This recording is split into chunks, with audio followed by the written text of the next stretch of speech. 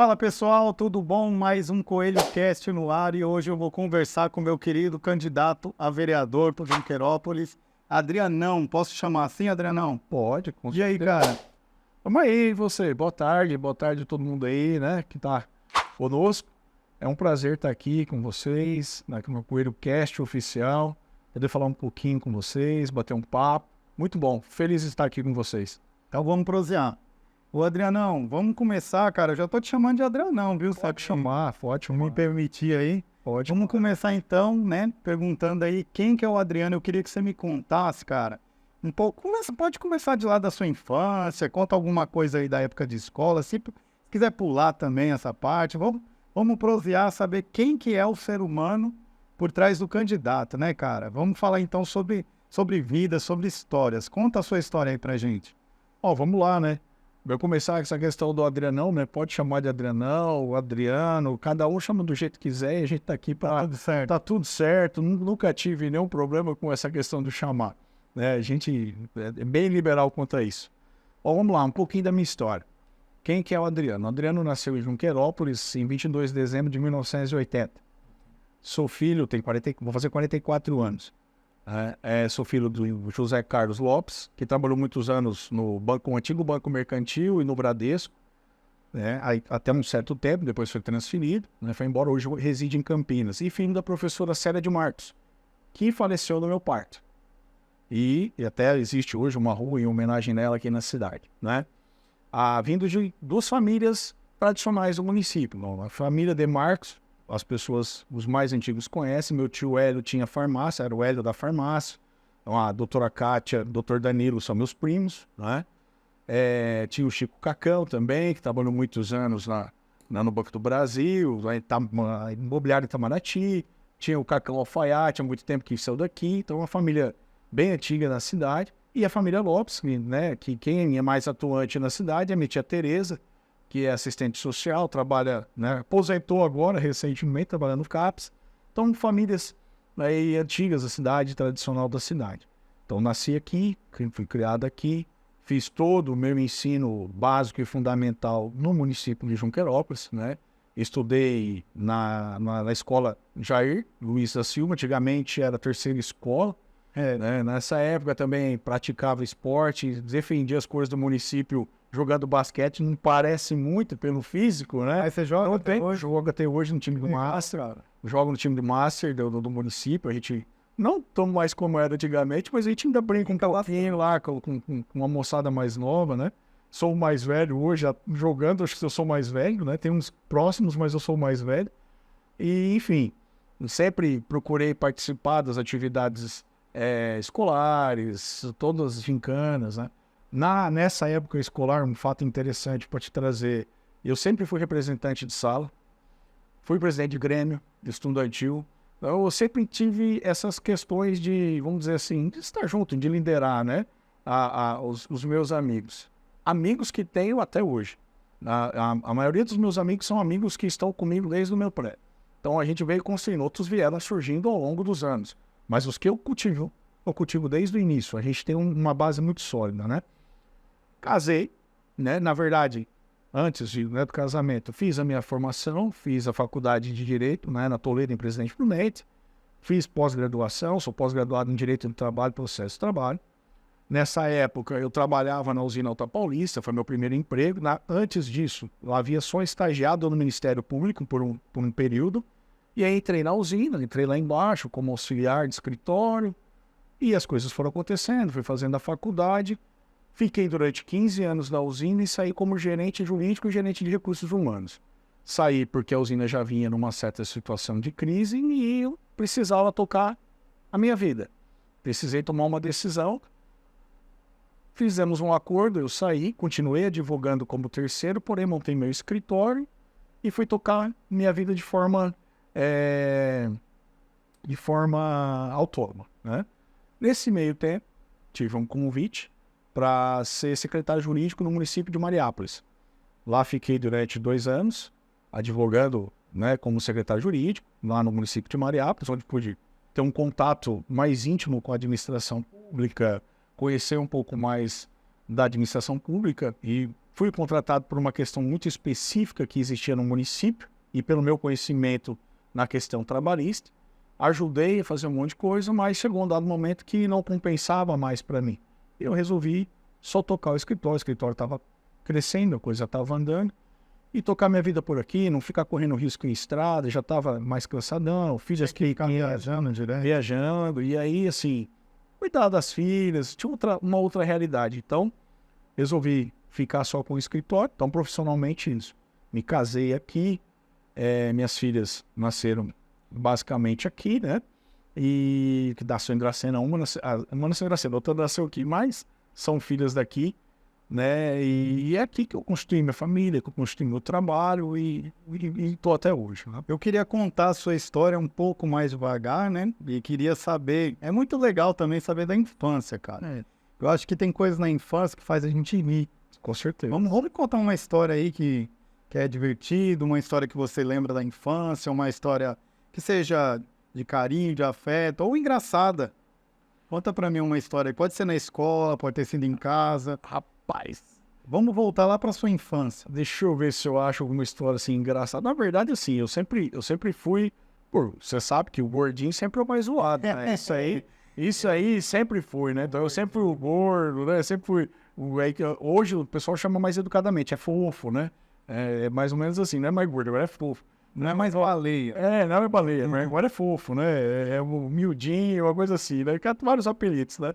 Cara, assim, na verdade, tiveram diversos, né? Diversas histórias, assim. Tô tentando puxar aqui alguma legal e engraçada aqui, mas assim, o fato, eu vou contar um pouco, não da infância, eu vou contar um pouquinho mais, vamos dizer assim, quando eu estava... vamos, 18 anos. Tá quase adulto. Mas é porque é um fato muito engraçado. 17 para 18? Foi um fato muito engraçado, porque foi quando eu fui pedir a minha esposa em namoro. Ah, isso é legal. Quando eu fui pedir minha esposa em namoro, o pai dela era muito bravo, cara. Muito sério. E nós saímos daqui, ela Qual morava... é o nome da sua esposa? Vânia. E ela, a família é de Irapuru, né?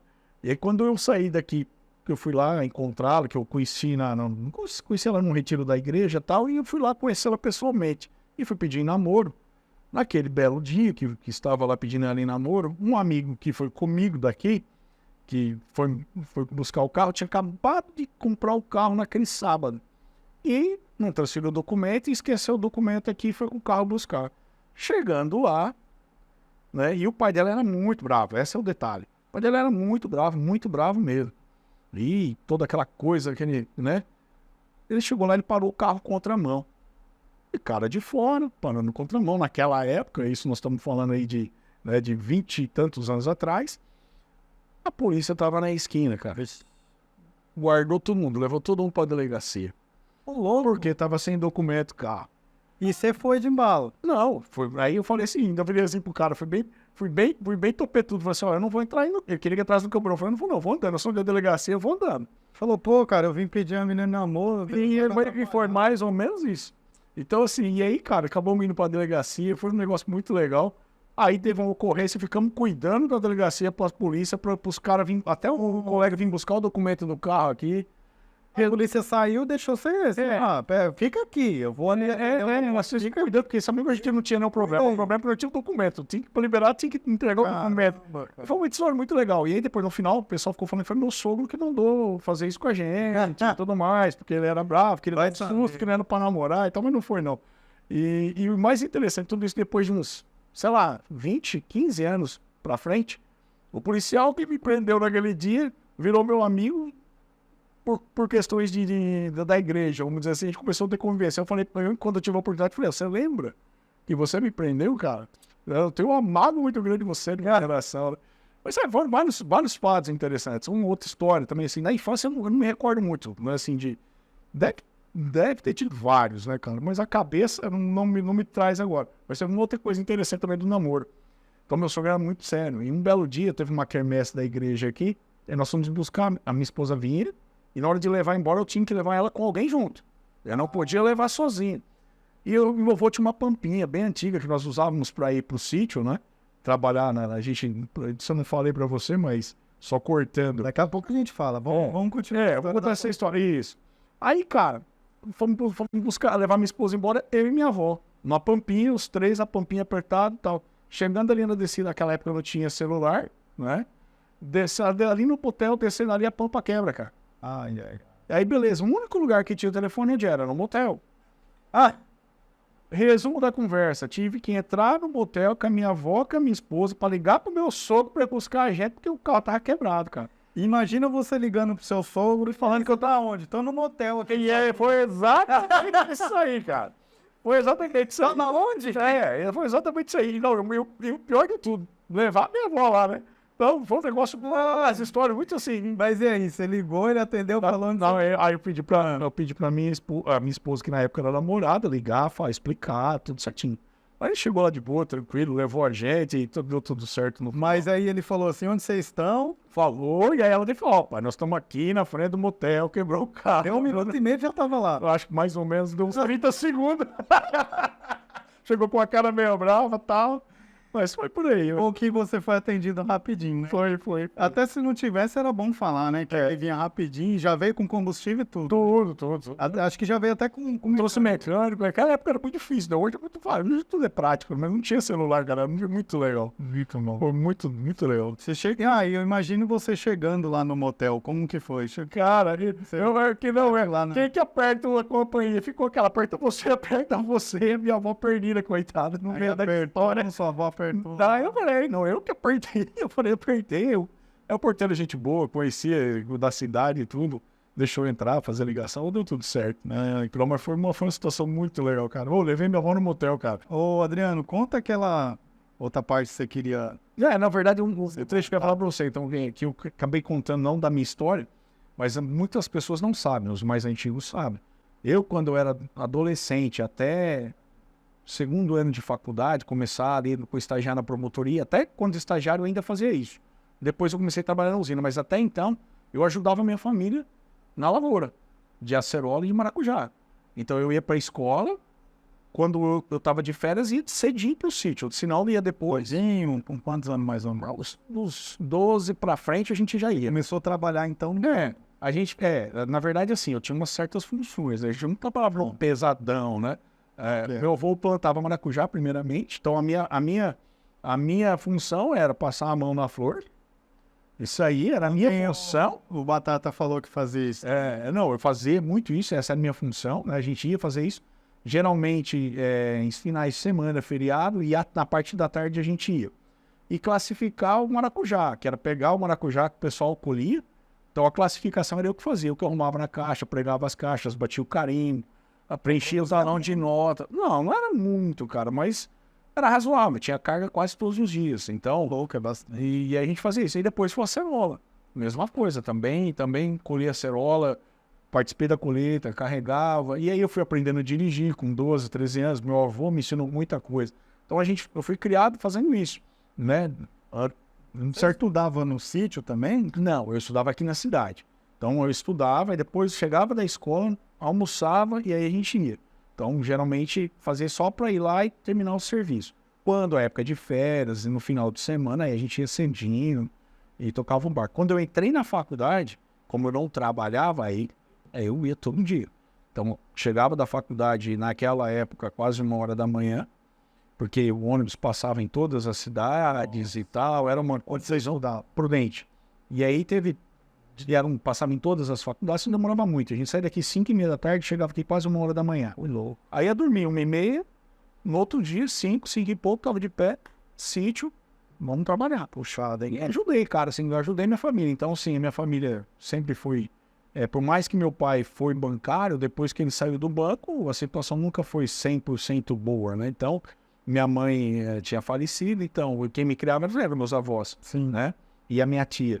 Então, cara, ajudar a família, era o que a gente podia fazer. Aí depois foram surgindo. Você cursou Direito, você é advogado? Direito, advogado. E o que te levou a se interessar por cursar Direito? Cara, esse é um negócio muito interessante, né? Na verdade, eu acho que não era a minha opção. O que aconteceu? Eu estava numa fase da minha vida que eu estava num processo de conversão, num processo de mudança de vida, né? E eu estava tomando decisões. O meu sonho era ser médico. Então eu tinha um sonho, só que eu tinha um trauma, porque eu tenho medo de morto, eu tenho medo de cemitério, eu não entro no velório e tal. Aí eu ficava, pô, mas como que eu vou fazer isso se eu tenho, né? Mas você ainda tem isso? Eu não entro em velório ainda, eu chego pertinho hoje, mas eu não entro lá, né? No cemitério eu ainda vou, eu não gostava muito de hospital e tal, eu tinha um certo receio, né? E eu queria ser médico, era meu sonho ser médico. Ajudar com a medicina. Mas aí, falava, vai ser difícil e tal. Enfim, resumo da conversa. Eu prestei diversos vestibulares. Na verdade, fiz farmácia, fiz química, nas federais e estaduais, né? Então, sempre nessa área de biológicas, né? E como aqui na região era muito caro fazer uma faculdade particular nessa área, Medicina ainda. uma das faculdades mais baratas e que tinha um mercado de trabalho interessante era o direito. Então, foi a primeira turma da FAI. Eu prestei esse vestibular na FAI e prestei na Toledo. Só que eu passei na Federal em Química e em Farmácia, na UEL, na verdade na UEL, que é estadual, e na UFSCar aqui. Só que eu não queria ir embora, cara, porque eu tava naquele processo de conversão, amigos, e em servir, cara, em retiro, todo final de semana na igreja, aquela coisa. Tava sendo uma coisa muito boa na minha vida, tava tendo uma transformação muito grande, né? Do antigo jovem louco para um cara mais centrado, né? E aí eu fiz um propósito, coloquei em oração, falei com Deus, falei, Senhor, se for para eu ficar aqui, então que eu passe na Toledo. Aí eu vou fazer direito, vou ficar aqui. Fiquei na lista de espera, cara. Fiquei na lista de espera, era muito concorrido naquela época e tal. Fiquei na lista de espera, falei, vou ter que ir embora. Vou ter que ir embora e tal, e colocando sempre em oração. No outro dia, me ligaram falando que teve desistência, se eu queria ir. Aí eu falei, eu vou. E aí eu fui fazer direito. Cara, me apaixonei. Sério? Não, me apaixonei. E aí eu comecei a entender essa questão de ajudar as pessoas, essa questão de estar à disposição das pessoas, tentar mediar conflitos, né? No curso de Direito, Adriano, eu fiz 2 primeiros anos, eu detestei, cara, mas a maioria das pessoas fala, cara, é meio complicado no começo, é muita introdução, né? Mas depois fica legal. Então, assim, eu sempre gostei de conta, de números, eu fiz Direito por livre e espontânea pressão, que eu trabalhava no escritório de advocacia e meu patrão pagou metade, eu tinha que fazer mesmo, então não gostei, admiro muito quem gosta, mas eu não gostei, então fala pra mim depois do decorrer do tempo. A verdade é sempre aquilo que você falou, o começo às vezes é um pouco maçante, é muita teoria, muito estudo, é filosofia, sociologia, introdução ao direito, linguagem jurídica. E o penal você nem vê nada, né? Mas lá no primeiro ano tinha. E o penal assim, é o mais bonito, assim, é o mais interessante. Achava que ia ter aqueles negócios. Porém eu me traumatizei muito com o penal. Então eu não atuo nessa área, admiro quem atua, mas eu me traumatizei com o penal. Mas é o mais bonito. Principalmente o Tribunal do Júri. É uma coisa bonita de se ver. A defesa, é todo um negócio muito legal. É lindo. Mas, enfim, eu durante a minha jornada, eu comecei a estagiar na promotoria, então eu tinha uma certa afeição por essa questão criminal. Mas aí eu tive a oportunidade de ir para a usina, cara. E na usina, eu comecei a trabalhar na área empresarial. E eu comecei, na prática, a vivenciar as questões trabalhistas, as questões ambientais e essas questões cíveis, mais empresariais. E eu comecei a gostar daquilo, cara. E eu era muito workaholic, vamos dizer assim. Então eu trabalhava pra caramba. Até hoje, quem me conhece sabe que eu me dedico ao trabalho pra caramba. Trabalha pra caramba. Trabalho e não tenho meio de trabalhar. E aí fui aprendendo, cara. Fui gostando e aí eu gostei muito do direito do trabalho. Principalmente para defender as empresas. Porque eu havia um certo, por mais que se busque... Essa é a primeira vez que eu ouço isso. Não, a verdade, a minha especialidade é defender as empresas. Então, se eu não achava, na minha cabeça, eu sempre busquei o justo. Tentei buscar sempre o consenso em tudo. Eu estava explicando até pro Fernando, a hora que a gente estava batendo um papo aqui. Eu sempre busquei buscar o equilíbrio. Eu aprendi, disse a ele na faculdade, um princípio que diz o seguinte, mais vale um mau acordo que uma boa demanda. Então, eu acho que é perder para ganhar. Então, eu perco um pouquinho, você ganha um pouquinho e a gente chega a um senso, né? E eu via muito um desequilíbrio, principalmente pela situação que eu me encontrava e onde eu trabalhava, né? Eu via que a legislação trabalhista onerava muito o patrão. Não que o empregado não tenha direito, é direito. Eu acho que tem que ter o direito. Até hoje buscar e tem que se conquistar, mas eu achava que tinha que buscar um equilíbrio.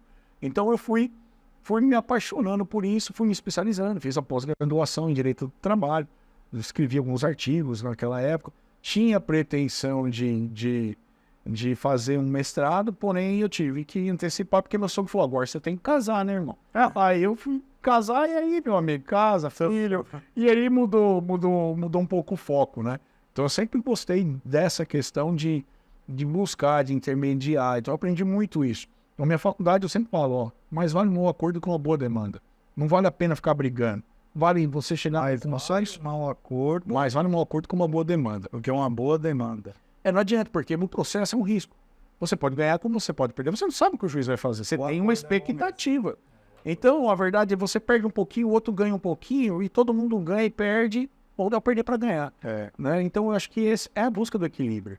É tentar buscar o que é justo. É o que eu estava falando para o Fernando. Às vezes o que é justo para mim não é justo para você e não é o justo. E evita desgaste, processo que vai se arrastar aí. Vai ter mais custo, vai ter um desgaste psicológico também, né? Não que eu não goste de brigar, não que eu não goste de questionar, que se preciso for, a gente faz, né? Mas eu acho que a minha visão, né? A minha formação, aquilo que eu trago da minha família, aquilo que eu aprendi aos longos, nas questões da igreja, em tudo que eu participei, em muitas coisas que já participei, eu acho que a questão da gente ouvir, de dialogar, de conversar e de buscar uma solução para o bem comum, acho que é o pilar de todas as relações, seja ela no casamento, seja ela na família, seja ela no trabalho, seja ela onde for. Qualquer relação entre pessoas, eu acho que o diálogo, a conversa, né, madura, ouvindo e entendendo o outro ponto de vista, e tentar achar uma solução concreta para aquilo, cara, eu acho que é o melhor caminho. Então eu sempre briguei, sempre lutei e vou morrer lutando para buscar o equilíbrio, para buscar o ponto que todo mundo está satisfeito. Se eu não conseguir, beleza, mas tentei, né? Então é isso que eu trago. Eu sempre, quem me conhece, quem convive comigo, quem sabe, o Adriano é aquele cara que vai chegar e vai intermediar. Cara, isso que você falou é muito importante na política, né? Ainda mais como vereador. Sim. Né? Buscar o equilíbrio, negociar. Isso é uma característica que acredito que falta às vezes no nosso município, cara. Eu, infelizmente, tenho que falar isso. Uma coisa que você falou aí, que você levar para tudo que é área da nossa vida, é isso. É buscar o equilíbrio, é fazer acordo, é o respeito de falar, de ouvir, né? Se colocar no lugar do outro, né? Ter mais empatia. Legal isso daí que você falou, achei interessante. É uma característica que se destaca muito na política, é claro, né? Se todos pensar assim, aí o progresso é maior. Os acordos, visando, né, o quê? O bem maior, que é o bem da cidade, o bem da população. Parabéns aí por esse pensamento, eu compartilho, acho muito bonito isso daí também, e compartilho desse pensamento, o equilíbrio. Não é pender pro meu lado. Às vezes uma coisa que é difícil a pessoa pensar assim, viu, Adriano? A verdade, Carlos, assim, nós temos o interesse, né? Nós temos, cada um tem o seu interesse, vamos dizer assim, cada um tem sua visão, cada um tem sua necessidade. Mas eu aprendi com a minha família, eu aprendi dentro da igreja, com a Bíblia, que o que é o servir. Nós viemos aqui, nós estamos aqui, não é para nos servirmos. Eu estou aqui para servir o próximo, cara. Então eu estou aqui para ajudar o próximo. Eu tenho que buscar o bem comum. Eu tenho que tentar fazer isso. É óbvio que se eu puder buscar o meu bem dentro disso, ganhei o campeonato, né? Mas não são os meus interesses, né? A verdade, eu não tenho que lutar pelos meus. Eu tenho que lutar pelos nossos. Porque praticamente se é nosso, é meu e seu. Então, essa é a ideia. Em tudo. Então, em todas as minhas relações. Se na política vai ser assim, seria o caminho ideal? Não sei, cara. Eu acredito que sim. Eu não sei. Alguns vão pensar diferente, né? É óbvio que a gente tem os nossos interesses, que a gente tem as nossas visões, a gente tem as nossas ideologias, a gente tem as questões partidárias, a gente tem as nossas bandeiras. Eu respeito todas, eu tenho as minhas visões. É claro que eu vou tentar, de todas as formas, ponderar os meus costumes, os meus pensamentos, as minhas ideias, aquilo que eu acho que é o correto. Porém, eu tenho que entender o seu também. Eu tenho que entender o dos outros também. E aí eu tenho que tentar buscar dentro disso um ponto de equilíbrio. Então essa é a minha visão. Essa, para mim, é a fonte de um sucesso de qualquer relacionamento. Seja ele empresarial, seja ele pessoal, seja ele matrimonial, seja ele dentro do ambiente religioso, qualquer ambiente que seja. Então eu acho que a busca é essa. Né? Então eu sou uma pessoa assim, se isso agrada ou não, não me importa. Importa que o Adriano é assim. O Adriano segue assim. Então todas as minhas relações, todas as pessoas que me conhecem, todas as pessoas que vivem comigo, sabem que eu vou te respeitar independentemente da sua decisão.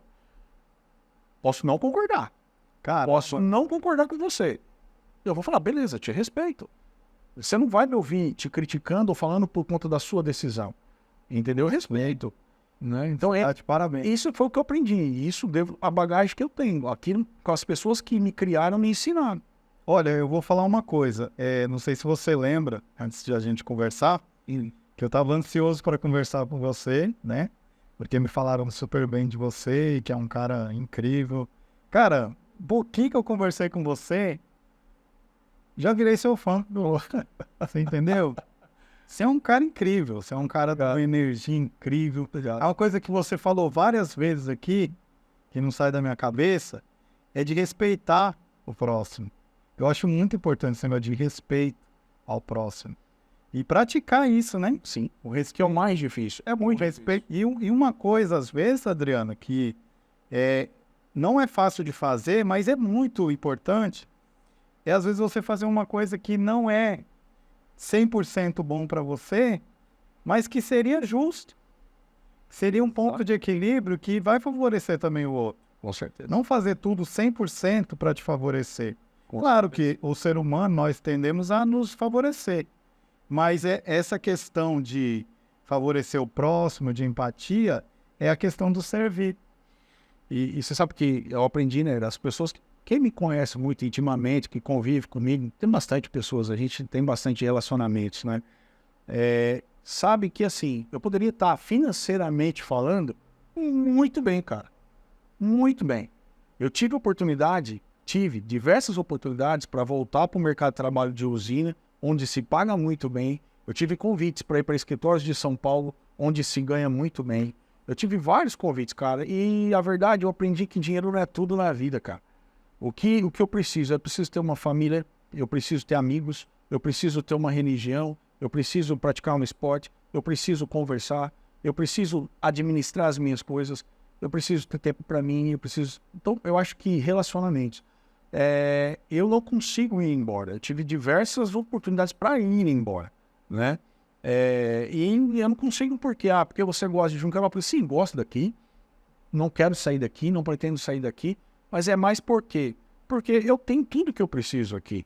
Aqui é um paraíso. Tudo que eu construí, todas as relações que eu tenho é aqui, né? Então, muitas coisas que as pessoas não sabem, né? Então, para você poder me conhecer um pouco mais. A minha família nunca foi de fazer as coisas para aparecer. A gente sempre trabalhou nos bastidores. Isso é importante. Eu aprendi que o que a esquerda faz, a direita não fique sabendo, né? Isso. Então eu nunca fui assim. Eu apareço naturalmente pelo meu tamanho, né? Então, pela minha postura, pela minha voz. E querendo ou não, as pessoas fazem você se aparecer. O cara é legal, o cara é bacana, tal. Fala um pouco aí, conversa aí e tal. O gordinho, cara, você me desculpa falar isso que eu tô... Pode falar, gordinho, vou conversar. Não, mas você tá na busca... Isso que eu tô acompanhando, que eu tô vendo. Eu não tô nessa não, você tá, mas eu não. O gordinho, ele é um cara simpático. Não é? Porque o gordinho, ele é de boa, ele não quer saber de prejudicar ninguém, desde que não mexa na comida dele. Não mexa na comida do gordinho, você vai ser amigo do gordinho. É isso aí. Não é verdade, cara? A gente só quer saber de comer e ficar de boa. É isso aí. Você não vê gordinho querendo assaltar banco? Não vê. Você não vai ver o gordinho querendo assaltar banco. Primeiro que ele não vai conseguir correr. Não vê, Se exato. tiver que passar por um buraco, alguma coisa, ele não vai passar. Não vai de jeito nenhum. Você não vê gordinho correndo de polícia, até porque ele seria preso. Então o gordinho não apronta, porque ele vai atrapalhar. Ele vai ter que correr, ele vai ter que fazer alguma coisa que vai sair do conforto dele. E assim, só de ver você, eu já vejo, eu tô falando por mim também, um gordinho gente boa, né? Mas gordinho da hora. É mais ou menos isso. A gente só quer nossa comidinha ali, tranquilo, né? Verdade. É isso aí. Agora, e se deixar a gente com fome? Aí o bicho pega. Não deixa com fome não que o bicho pega. Cara, tem conversas que a gente não queria que acabasse, mas o tempo tem que ser igual para todos os candidatos. Então eu vou fazer duas breves perguntas aqui sobre política, né? Porque O gostoso dessa conversa é isso, pessoal, não colocar política nisso, é colocar essa prosa, essa troca de ideia, essa troca de energia, essa conversa, bate-papo que a gente está tendo aqui, muito divertido. E eu não te conhecia, mas já te considero como se fosse um amigo. Tamo junto. Então, assim, eu vou fazer duas perguntas aqui para a gente não estourar o nosso tempo, ser bem rápido. Por que que você se interessou por política, cara? Assim, bem breve. Na verdade, eu sempre participei nos bastidores. Sempre procurei, sempre ajudei, seja financeiramente, seja com trabalho, seja... Eu sempre ajudei, né? Na verdade, com trabalho, né? Voluntário, não é financeiro, né? A gente fala financeiro, mas não teve dispensa de dinheiro, teve dispensa de tempo, né? De forma... Então, sempre procurei, né, ajudar, dar opinião e tudo mais. Eu tive, cara, na verdade, um pedido do Hélio Furino. O Hélio virou para mim, ele ficou no escritório conosco lá uns 2 anos antes de falecer, e ele pediu, ajuda o Neto. Eu falei, ajuda, mas eu pensei ajudando o seguinte, dar um suporte, tá ali numa campanha, alguma coisa, ajudar e tal. E se ele falou para você pouco antes dele falecer? Um pouco antes, bem assim, sei lá, uns 90 dias antes, ou mais um pouquinho talvez. Mas ele me conhecia, ele via o meu perfil, só que ele nunca chegou assim, seja candidato. Ele falava assim, vai pensando, vai vendo, mas ele me pediu para que ajudasse o Neto. E o Neto é uma pessoa que tem os mesmos princípios meus, eu conheço ele, meu amigo, a gente tá junto e, enfim, eu tô junto com ele. Então, esse foi um ponto. Só que eu não tinha pretensão nenhuma, cara. Sério mesmo. A verdade é assim, gosto, sempre gostei, mas eu não tinha coragem, né? E um dia eu recebi uma ligação de um deputado pedindo para mim, olha, você não tem interesse em se candidatar, de entrar, de virar um político, e porque você tem o nosso perfil, conheço você, sei quem você tem o nosso perfil, você poderia fazer. Eu falei pro deputado, eu agradeço muito, mas eu não tenho, cara, não tenho essa intenção. E fiquei com aquilo no coração. E aí o humano, né, a vaidade do homem, né, vamos dizer assim, ficou no coração. Eu fui e coloquei em oração, falei, Deus, se o senhor quer que eu seja um político, bom para eu seja um político, que eu seja um candidato, uma coisa nesse sentido, me dá sinal, né? Me dá sinal, igual Tomé, né? Eu quero um sinal. Cheguei na minha casa, comentei com a minha esposa da ligação, ela falou, eu acho que é o momento. Beleza. Fui conversar com uma outra pessoa que não queria, que não tinha, eu acho que é o momento. Aí fui rezei de novo, falei, senhor, eu preciso de confirmação. Porque o senhor sabe que não é fácil, política não é fácil, a gente se machuca, as pessoas não entendem muitas vezes o seu posicionamento. Falei, senhor, me dá um sinal. Cara, conversei com, sei lá, umas 40, 50 pessoas do meu convívio. O que vocês acham? Isso antes de me decidir, antes de me filiar ao partido. O que vocês acham de me enveredar? As pessoas falam, legal. Eu acho bom, eu acho que é o momento, eu acho que você tem o perfil, acho que você é um cara que pode contribuir. Sim. Isso me encorajou. Aí sim eu cheguei no Neto e perguntei pra ele, falei, você quer minha ajuda? Aí ele falou, quero. Então, aí ele deu feedback, aí me filiei, e aí começamos essa construção. Mas na verdade até o final, eu ainda estava em dúvida, com receio, por conta dessa questão de pô, minha vida tá tão tranquila, cara, eu já ajudo as pessoas, eu trabalho com entidades, eu advogo, então assim, na verdade foi meio que uma mescla de tudo isso. Então veio um pedido do Hélio lá atrás, veio um pedido depois de um deputado, e veio toda uma confirmação pedindo em oração, né? Política, eu sempre gostei, sempre vou gostar, acho que todos têm que participar, né? Então foi mais ou menos isso aí. E outra coisa, se eleito, né?